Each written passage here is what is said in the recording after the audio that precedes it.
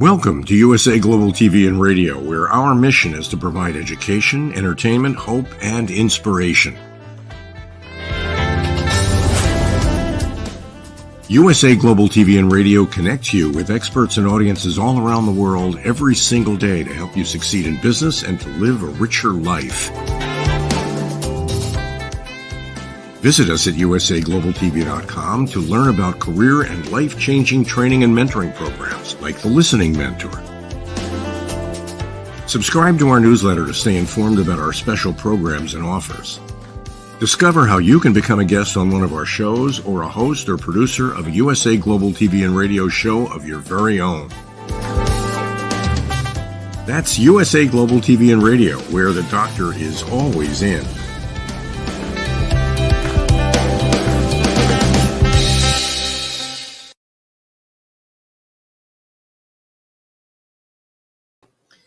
Good evening, good morning, and good afternoon, depending on where you're listening from, and welcome to another exciting episode of the Resume Whisperer. I'm your host, JosefStetter.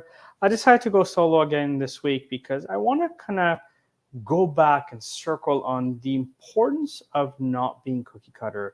We've spent the past few months where we've had amazing guests, and we'll continue to do so next week and the weeks after that, telling us about what they look for when they hire people, you know, the passion, the energy. And I want to address the various elements of cookie cutters that are hurting you, starting with your resume.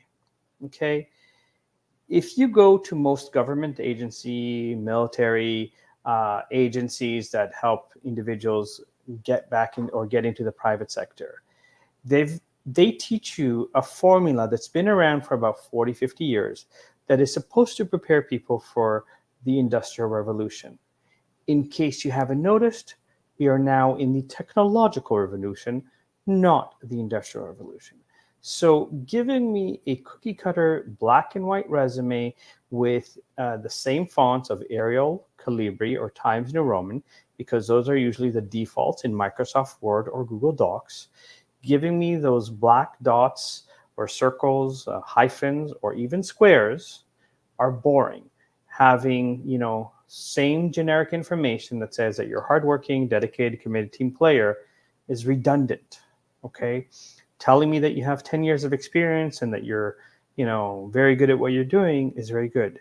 Telling me that you know how to do something in this day and age, anybody can say that they know how to do that. Right, so I want you to understand something. Yes, it's a basic foundation of here's the things that you need to say.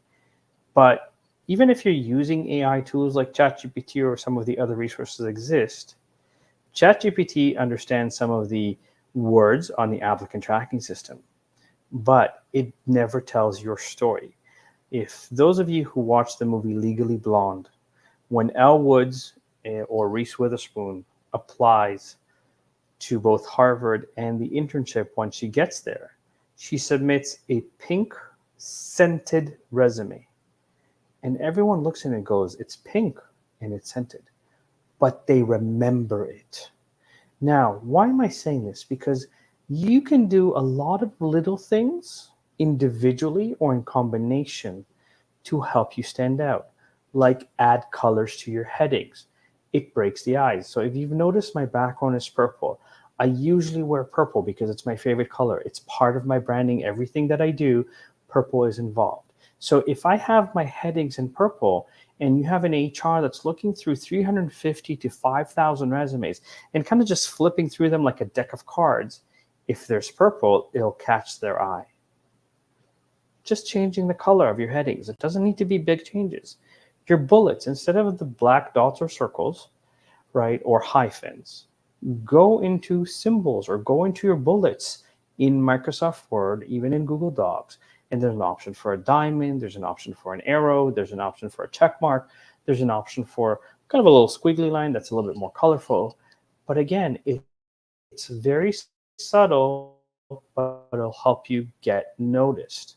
Okay, beyond that, change the font. Again, it looks a little bit different. It will catch the person there.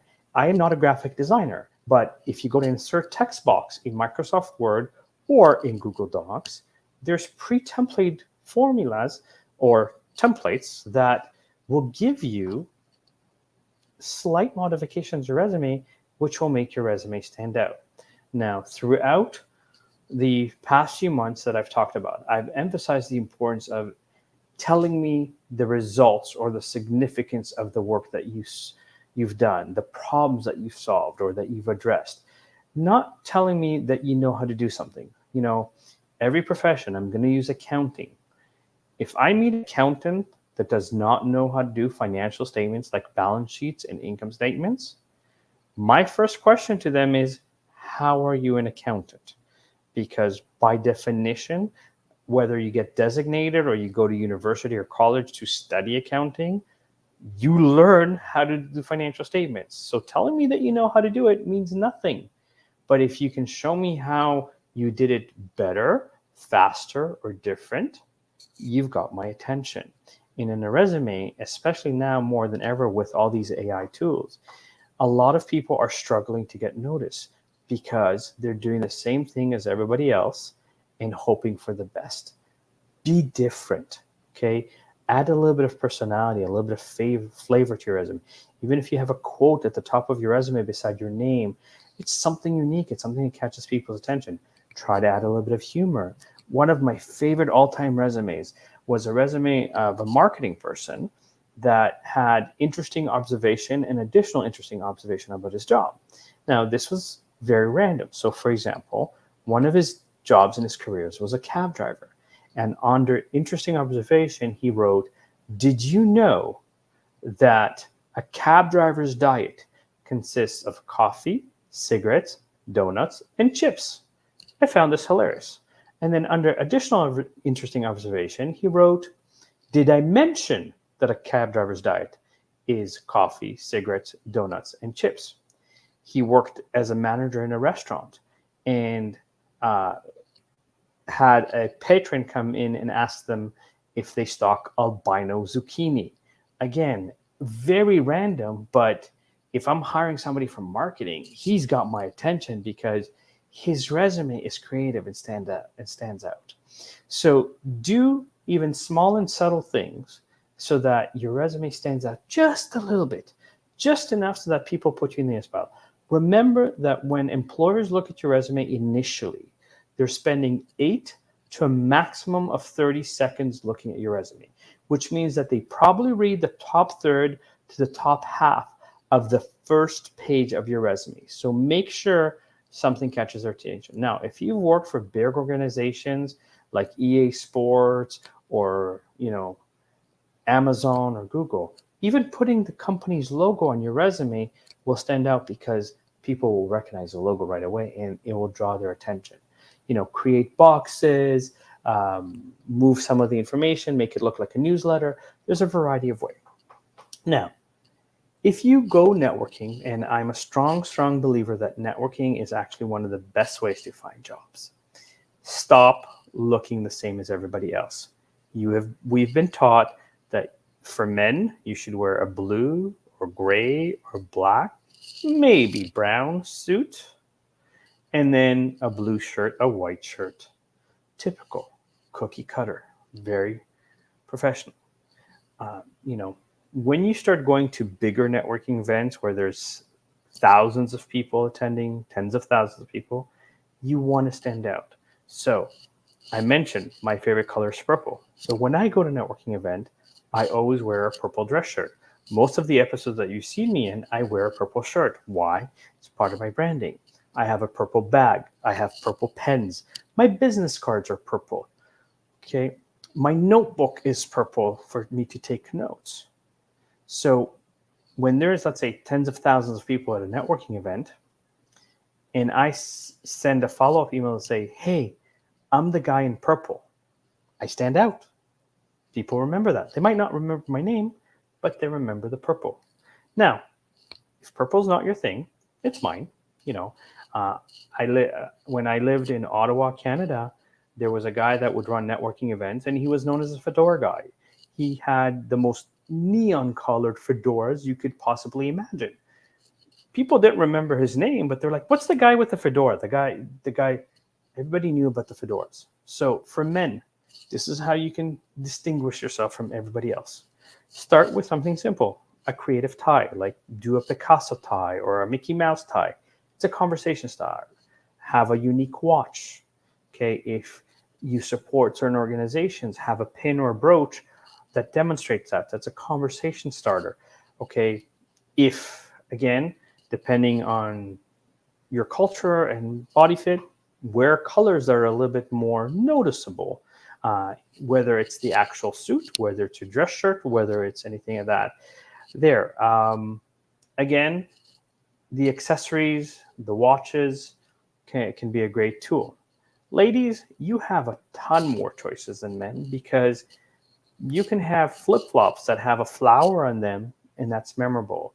You can wear, again, different colors, do your hair a specific way every single time, your makeup a certain way, a pin, a brooch, a necklace, earrings, all of those can apply, and something that can get noticed and something that people will mention, go, oh, this is unique, this is different, doesn't matter. You know, your favorite animal, you know, put it as a pin on you or put it as earrings or whatever, but always wear those earrings so that it's a conversation starter. It's a way to be remembered. Okay, let's move on to your LinkedIn profile. Again, stop giving me generic, useless information and give me empty LinkedIn profiles. You have no idea how many LinkedIn profiles I look at as a recruiter where they have their job title, the years of work, and the name of the employer, and that's it. If you think that I, as a recruiter, have the time to message you and go, do you know how to do this? Do you have experience with this?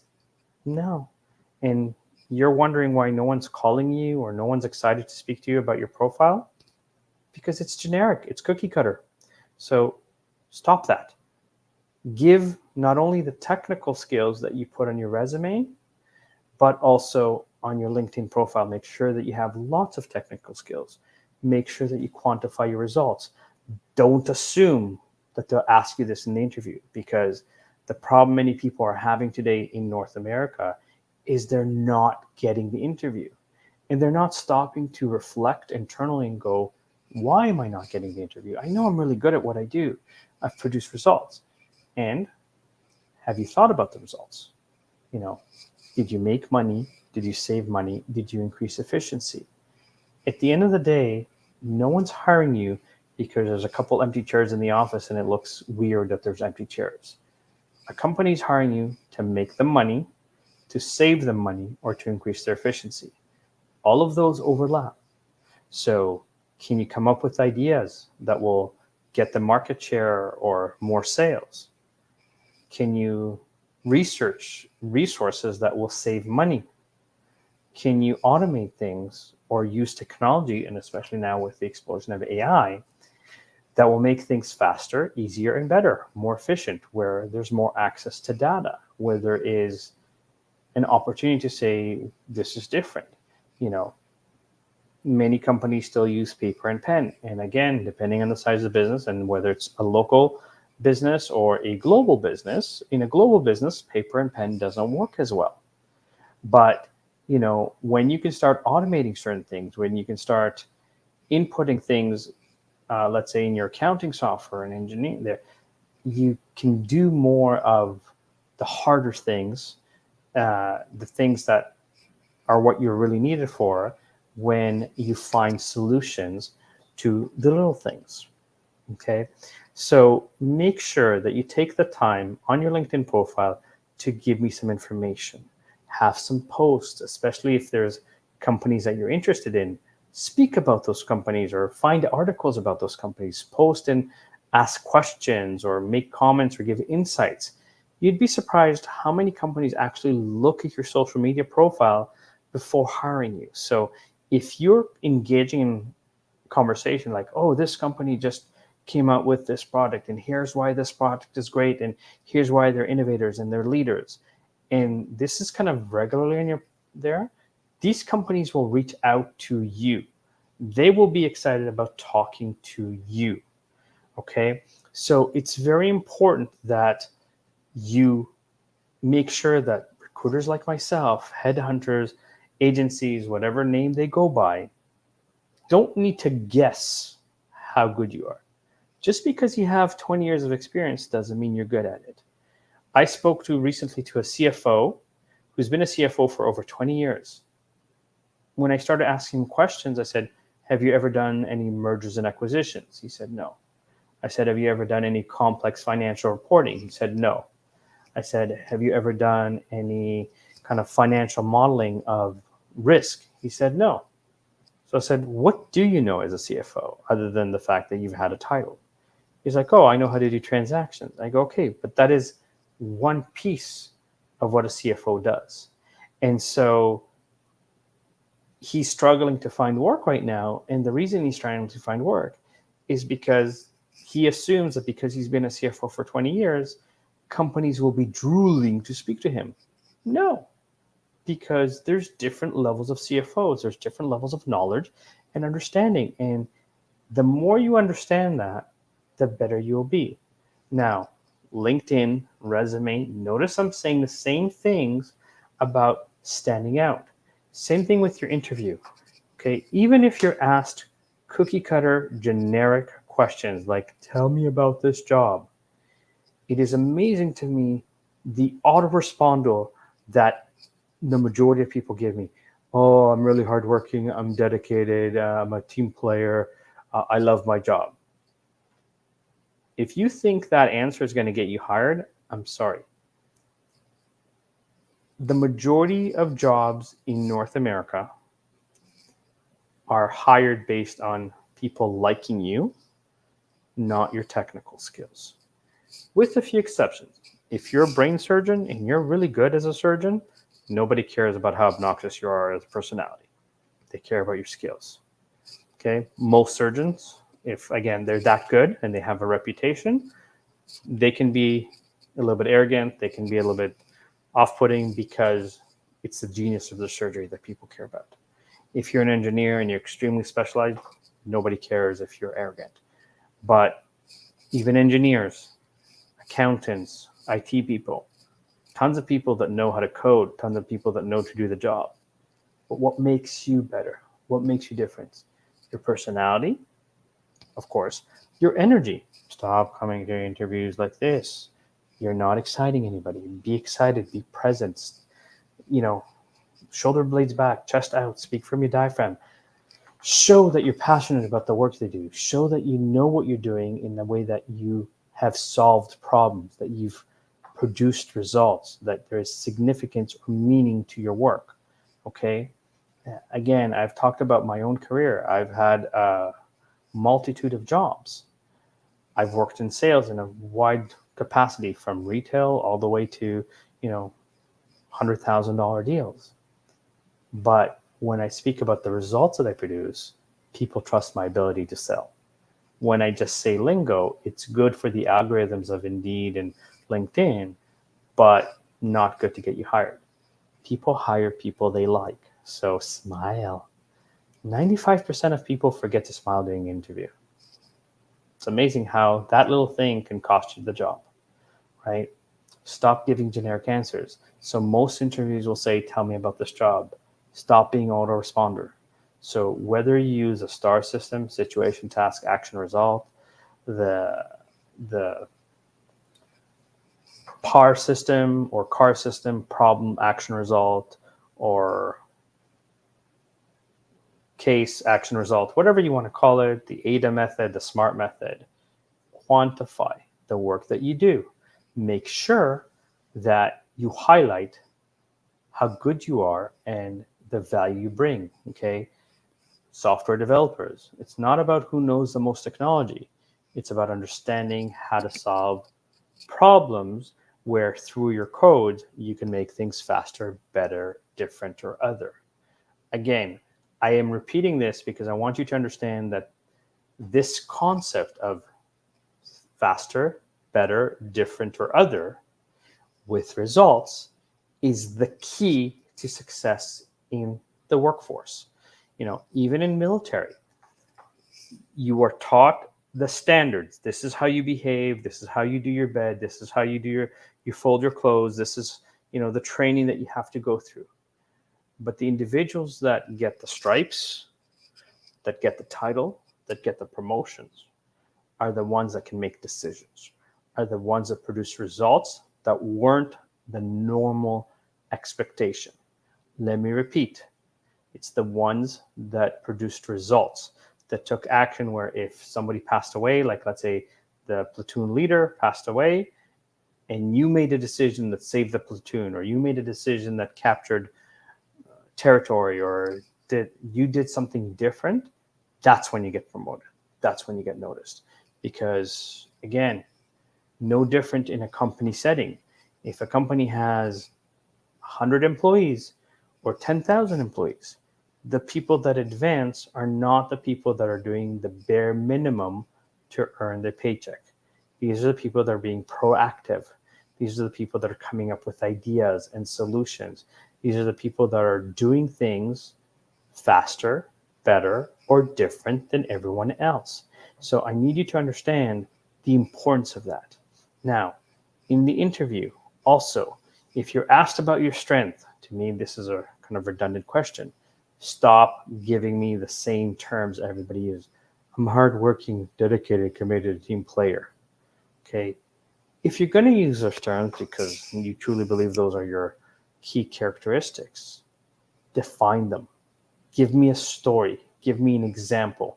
Show me that you're a hardworking, dedicated, committed team player without saying the words. So, a quick example.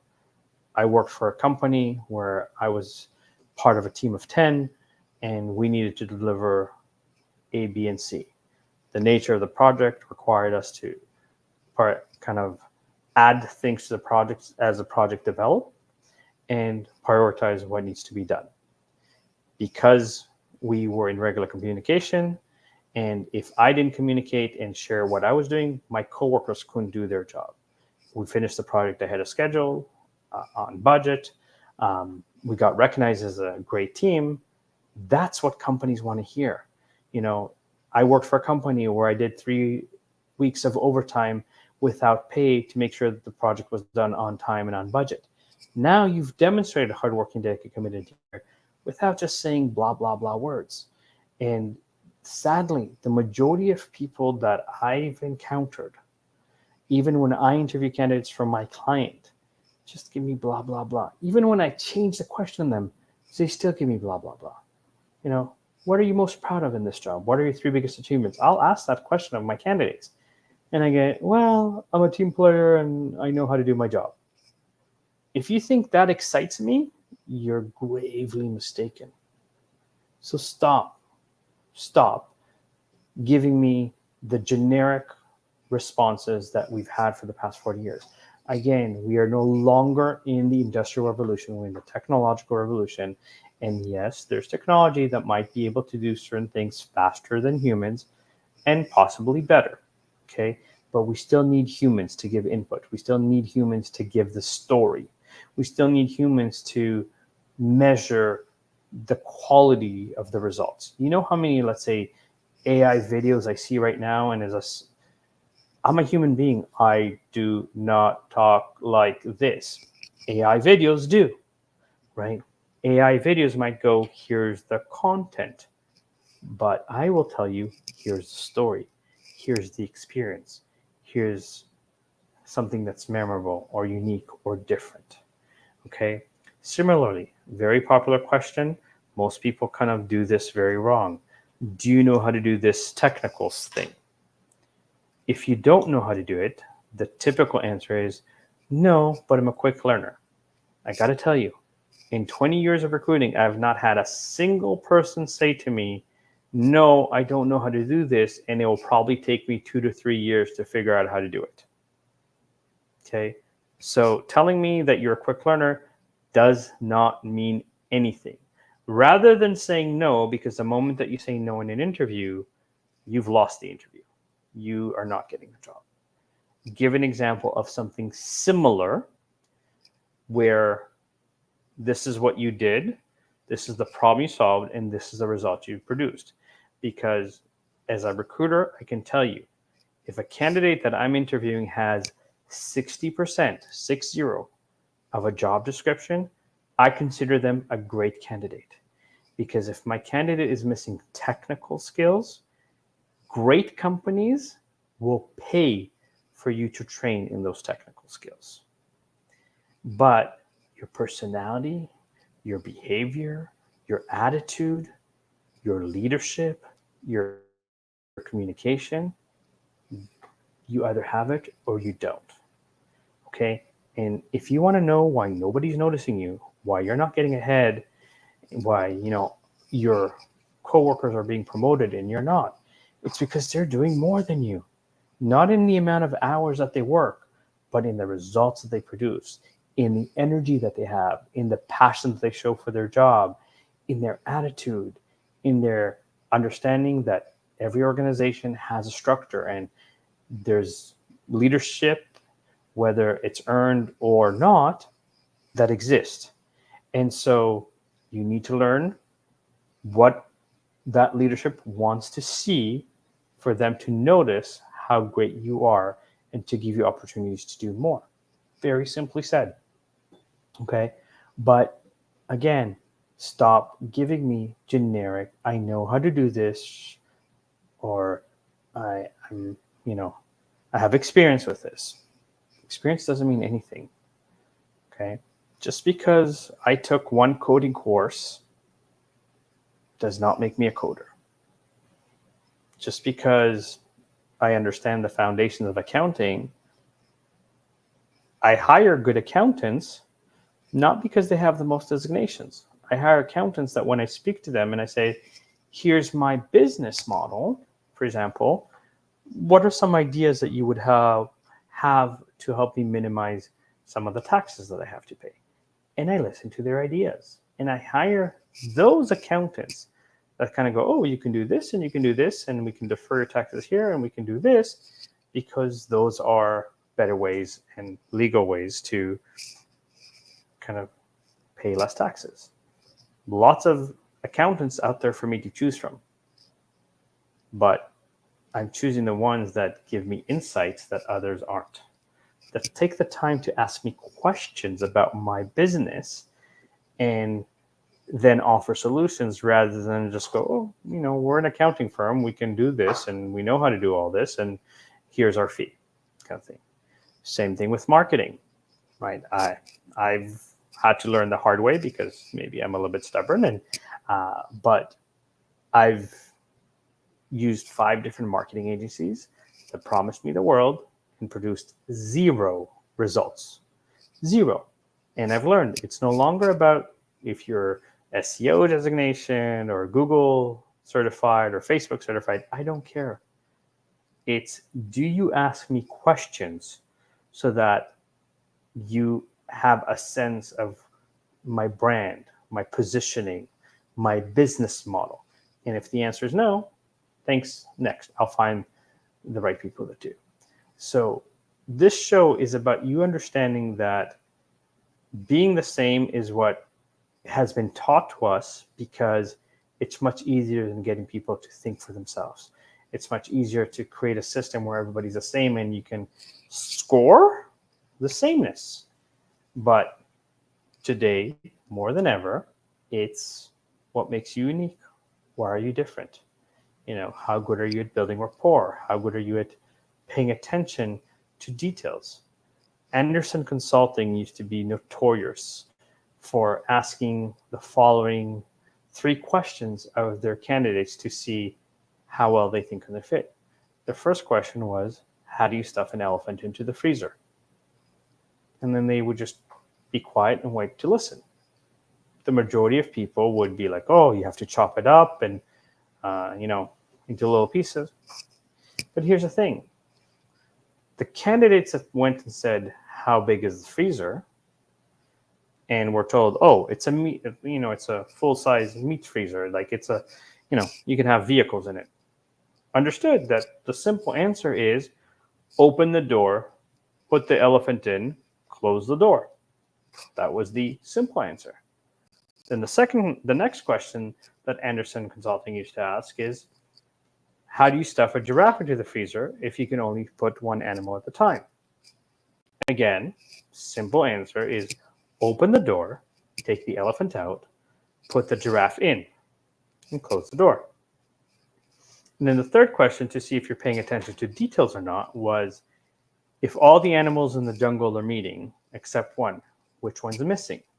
And if you paid attention to the previous question, the animal that's missing is the giraffe, because it's in the freezer, right? So Google is notorious for asking what appears to be very random questions, like, if you were shrunk to the size of a dime and you were in a blender and the blender was turned on, what would you do to survive?